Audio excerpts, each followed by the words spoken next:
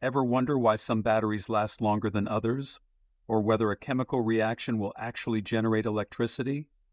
It all comes down to cell potential, and getting it wrong can mean a failed experiment or a drained battery design. This free electrochemical cell potential calculator does the heavy lifting for you.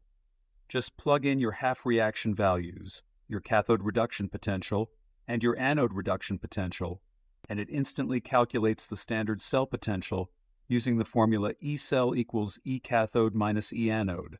For example, pair a zinc anode at negative 0.76 volts with a copper cathode at positive 0.34 volts, and you get a cell potential of 1.10 volts. That's your classic zinc-copper galvanic cell, solved in seconds. Whether you're studying for an exam, designing an experiment, or just satisfying your curiosity, this calculator saves time and eliminates errors. Try it free, link is right below.